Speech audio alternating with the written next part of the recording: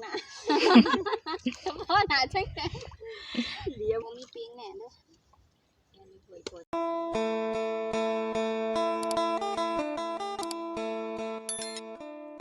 สบายดีทุกคนสบายดีและสวัสดีพี่น้องมื้อนี้จะมาอาบน้ำเด้อพี่น้องร้อนแห้งอันนี้ก็คือสาวว่ายน้ำของสาวลาวเด้อทุกคนป้าพี่น้องป้าสาวว่ายน้ำพี่น้องป้า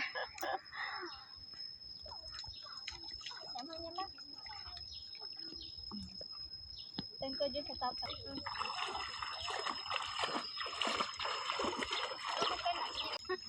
ไม่รู้จะพูดนะ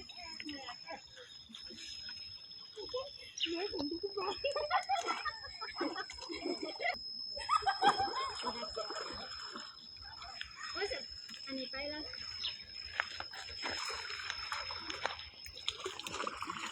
ลงมาเลยไม่เป็นดินแข็งลงมาเสริญไม่เปียกหรอกมันเป็นดินแข็ง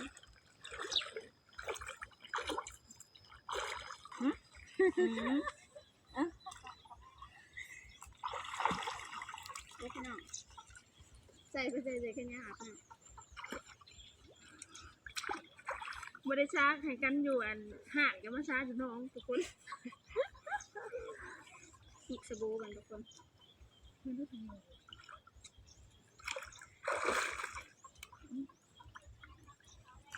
ซาใบหนามนี่ก็คักมากใหญ่คักอะไรซาใบหนามมันจะลิงขันนี้บางกลางจะยิ้มวางงอนคนนี้เด้อวางงอนเนี่ยเด้อตัวพี่น้องถึงเต้นคือสบู่ที่เพิ่มกันปะ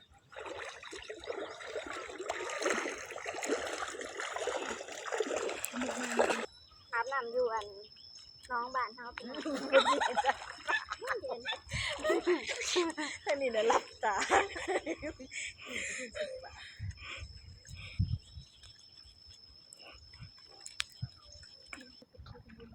ห่อนมาถึงจูสบู่มาไหมเอาขึ้นเสร็จ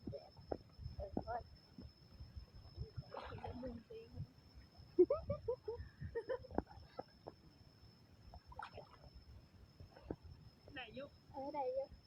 ก็ต้องปิดแล้วพี่น้องเบิ้งใบจะเป็นยังแจ้งไฟ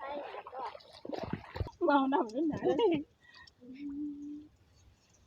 ออกเบิ้ลจะว่าจะยาซาผมยังไปขี่ตะปวกอยู่ลงไปอีกหรอกนะโมมีปิ้งแน่เด้อยังมีหวยปวดจะรับบ้าง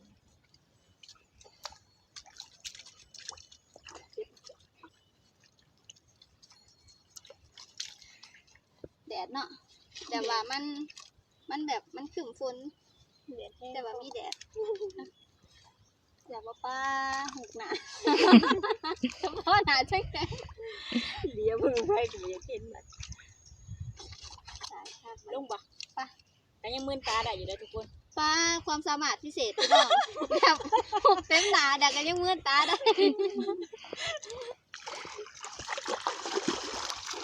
ให้แต่ว่าเป็นแบบนี้เนาะเป็นแบบนี้เนาะป้าอย่างนี้เลยพี่น้อง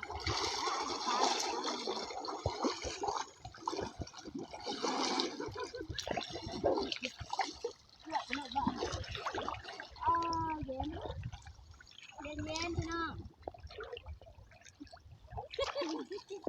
ยินไรมันเข่าเลยมันยังบอกไปยิงใส่ลายพดเนาะลายพดแต่ที่เองลายบุกโก็ไม่เคยยิงก็ได้อาบน้ำน้องมาจะโดนแล้วพี่น้อง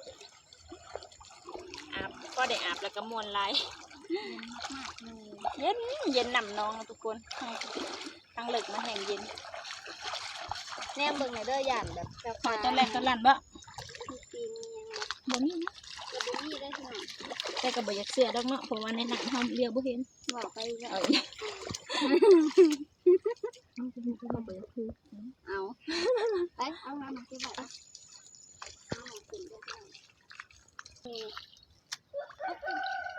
นี่คือผลงานนี่น้อง น้องเอ้ยผักกระแยงผักกระแยงหน่อย หมักขี้ หนูจอยเป็นหาเก็บบักฮอยเนาะเห็นบักฮอยเป็นบักฮีน ไม่แล้วเห็นหมักขี้เห็นเป็นหมักขี้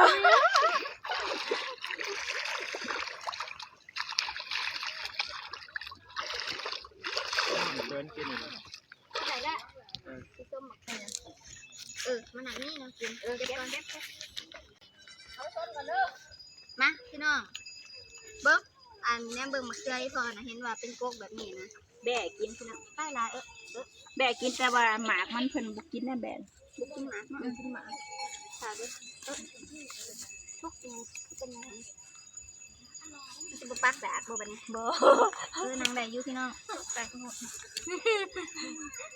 แล้วก็นี่จอยบ่เห็นมะเขือ พี่น้องเบิ้งอันหมากแบบนี้มันนี่อันเอาเห็ดว่าเอาไว้แล้วเห็ดแนวบ่ปลาสลิด เดี๋ยวสิไปตัดเอง เบิ้งพี่น้อง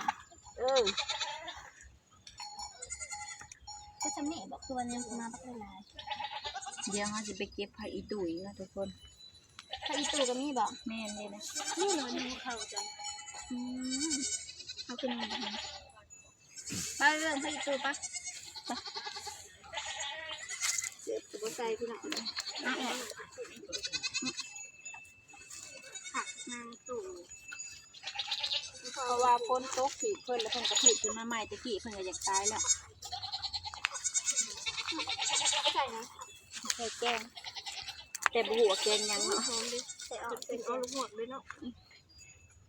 เสียดายพี่น้องมันเอาไปเป็นออลูกหมด บ่กินบ่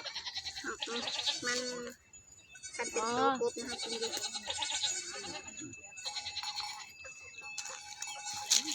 พ้นตกถีบเพิ่นแล้วจะมากินได้ เก็บไว้พี่น้องเพื่อได้ปลาแกงปลาแมลงเนาะใส่แกงปลานี่นะหรืออุกปลาหอมเลยเก็บสดๆแบบนี้นะหอมกว่าเขาไปซื้ออยู่ตลาดแมนดิ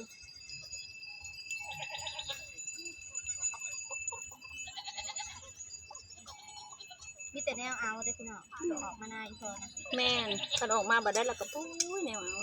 เป็นอีหยังหัวซัมมาปีคำว่าซัมมาปีนี่เอิ้นคำหนึ่งก็ว่าหลายอย่างเลยทุกคน พ่อจะบอกเลย พอละ ไปบอกมากล้วยอีพ่อ มาไปตัดกล้วยไปเอากล้วยอีกทุกคน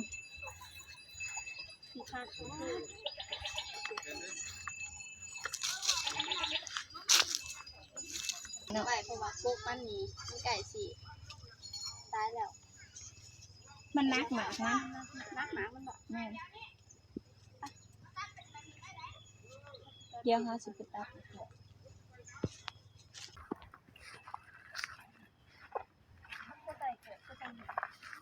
อันนี้สิเป็นต้นสมุนไพรเด้อทุกคน ต้นยังไง ต้นน้ำเงี้ยกกน้ำนมเขา เห็นอะไรกิน ทางไทยนะเขาจะว่าเป็นสมุนไพร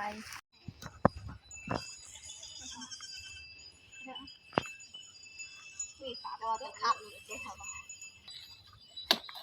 นะคะพี่น้อง กล้วยสุกเด็ดเนาะ ตัดเป็นต้นเลยมันจะเกิดอีกด้วย มีแต่ลูกหน่อยเพิ่นได้สิเกิดมาใหม่ อ้าวแต่ถ้าเฮาเกี่ยวมันกะเฮาต้องตัดมันออกเลยตัดออกเลย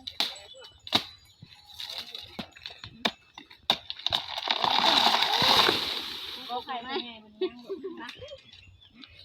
ตัดกันเนาะตัดเอาอันนี้มันก่อน ตกลงมากระถือขึ้นเหมือนกันตีนจานขึ้นมาไว้ ไปบ่มบ่ต้องพี่น้อง คุณแฮง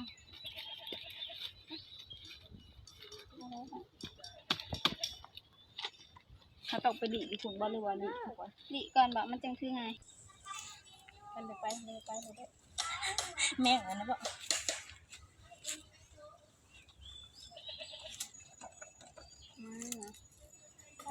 ผมเบิ่งพี่น้องเบิ่งมี1 2 4 6 8 10 12 12หน่วยมี1ดกมาตื่นพร้อม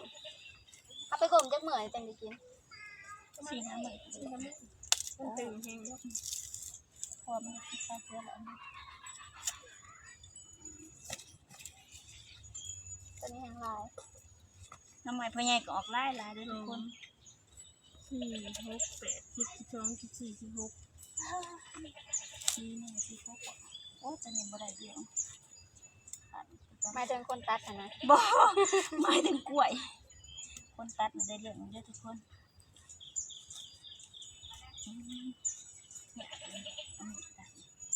เขาเอายังตัดซะจ้ะจ้ะ ค่ะพันปอกของเขา อืม นี่เขาต้องไป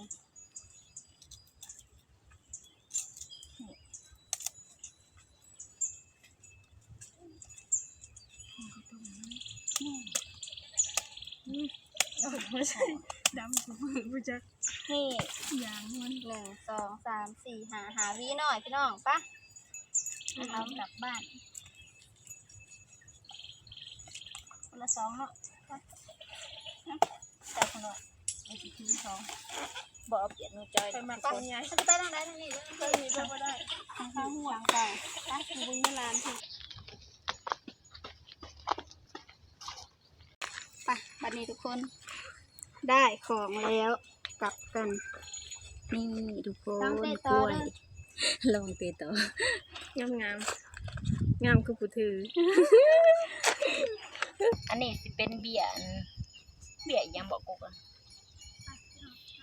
กุกซ้ำสาก กซ้ำซาน่ะหลายพี่น้อง บ่แม่นเบี้ยมะขามบ่ บ่แม่นเบียร์กกซ้ำซาน่ะแม่นเด้อเพิ่นเพราะว่าเพิ่นเอาพุ่นมาแบะมันสิกินในนั่นดำเอาพุ่นขี้แบะมาใส่แล้วก็ในมันเกิด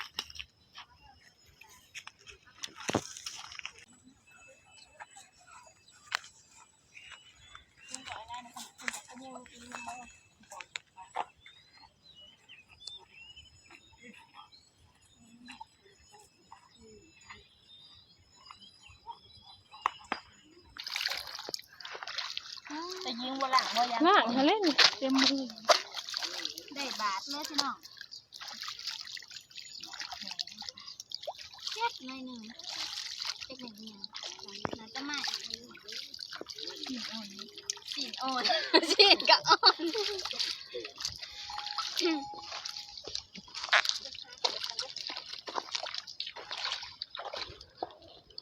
มาแต่อาบน้ำแล้วเขาก็สิไปจับหน่อไม้เนาะเพราะว่านี่จอดมาแต่เวียงเพิ่นอยากกินแกงหน่อไม้บ้านเฮาทุกคนไปจับหน่อไม้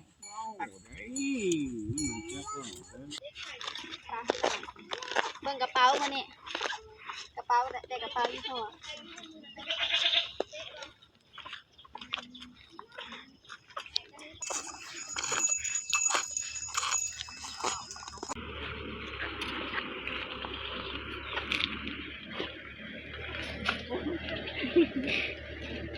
ก่อนนะก็นี่นะมากับพี่จันก็ออกแล้วมาถึงที่มีจ้อยมาพอออกมองไงออกไว้นะ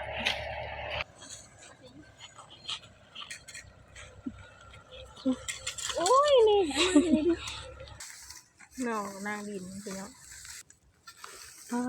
สิ่งยิงเพื่อเพื่อเห็นหาเนาะทุกคน งามอันนี้ ข้าวจูนพูน นี่นอนหนึงอีกหนึ่งในพี่ สับเบิ่งดูซะหญิง พ่อใหญ่เพิ่นเป็นอันผู้เอาอัน คืออ่อนแท้ เครื่องมาใส่แล้วเนาะก็เลยเกิดลายพี่น้อง ก็คือบอลเอาลงลึกๆหน่อยเนาะ ข้าวเลยทุกคน งามอัน จูนพูนเลยแกงกระแซ่บ เสียเอาลงกันลึกๆอีกเนาะแต่ว่าแกแล้ว เสียมขาวหันเด้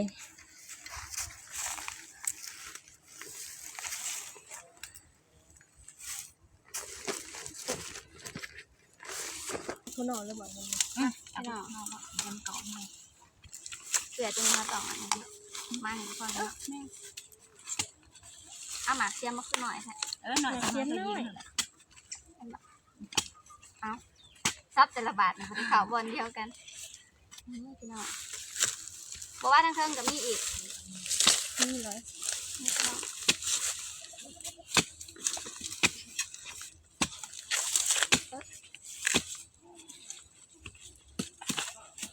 อันนี้เขาเจอหน่อไม้นี่จ้ะแม่นี่น้อง มาเลี้ยงน้องที่พอแล้วเนี่ยมาแต่ใส่ เราเอามาตะบันในยุ่ง ปลา2 บาทขาดเลยพี่น้องต้มไว้นั่นเอาดิ เดี๋ยวเราสิไปหาหมึกนอนนี้แหงขาวงามทุกคน ขาวจั่วแบบนี้แต่ว่ามันก็จะแก่แล้วมันทิ้งไว้ ได้ ได้ หานอนแล้ว หาหน่อแล้วตัวเดียวเดี๋ยวเขาทิ้งมาเบิ่งมาใส่ถุงพี่น้อง เหมือน ใส่จักหน่อเลย ได้หานอน 2 4 5เอาหน่อใหญ่เอาดิ นอนใหญ่เขาถิ่มอยู่ เด็ดจังเอาพี่น้อง อันนี้กระแนงมันที่น้อง เบิ่งหากันแหน่เบิ่งเด้อ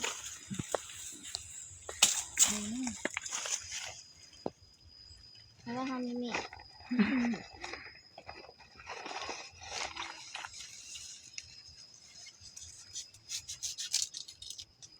พี่น้อง งามแหงกระแนงง่ายได้กระแนงมาใหม่เป็นยอ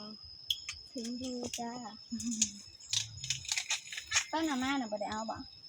เอาแต่ว่าเกิดไว้ แสดงว่าไว้ให้ช่วยครับเอากับบ่เคยหลายปะของสะพาย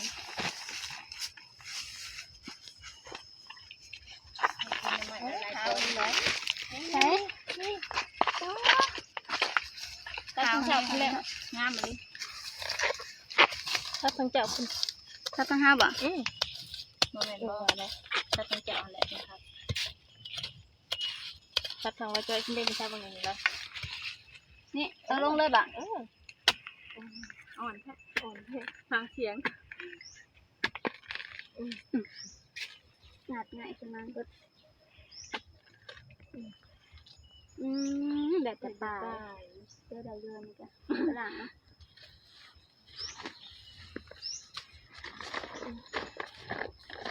หวานเลยนี่ นอนมันยังไงทุกคนไม่ใกล้ถ้าทางว่าจอยแน่นอน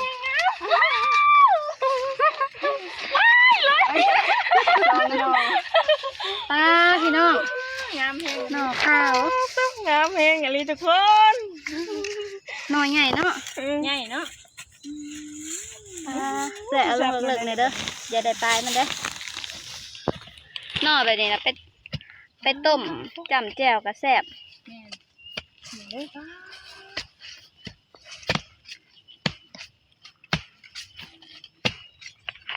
เชียมบกขาวก่อนน้ำใหม่แก่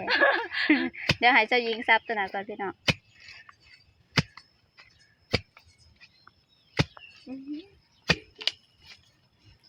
ได้ยังบ่ได้บ่ได้ถ้าเรายิงเพิ่นจะอ่อนแห้งเพิ่นก็เลยรับแก่นะทุกคน ยังบ่นี่ มันไม่ใช่วางนี่บ่ หน่อแบบนี้เลยคันถ้าปลามันสิเกิดแบบนี้จ้ะขึ้นจุดนั้นเนาะ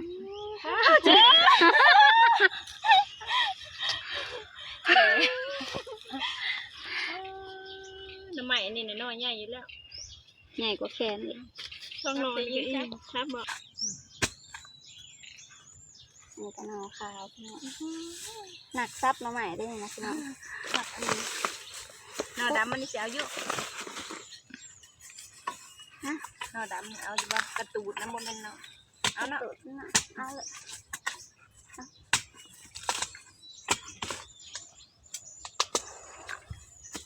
งามยุขาวยุ อาจจะอ่อนตัวขาวด้วยไม่มีได้ซ้ำลูกจะลืม นี่น้องมีแต่น้องเลย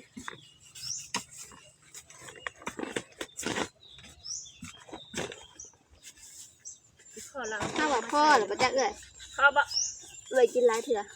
จะน่าก็ออกนอกอีกนี่ พอละเต็มถุงแล้วมั้ง บ่ยังไว้แต่บ่แซ่บ เสียงไรแล้วก็แสบเสียงแบบ พอดีกินเฮา พอดีกินพี่พ่อเราเอามาปลูกเองมันนี่แล้วพี่น้องขึ้นไปโอ้พ่อสิ5 บาทนี่ นักมาใหม่บ่ นักมาไหม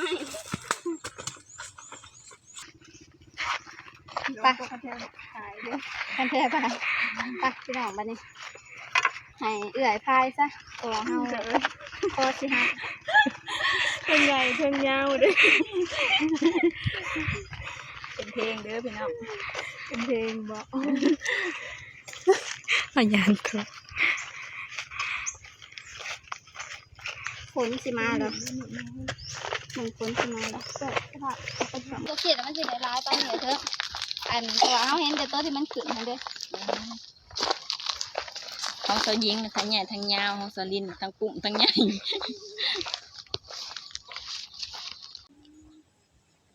ใครมาคอยเชอรี่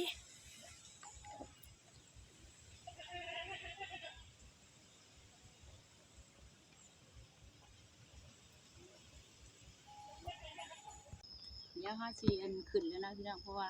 อาบแล้วห้อนแล้วแห้งอีกแล้วพี่น้อง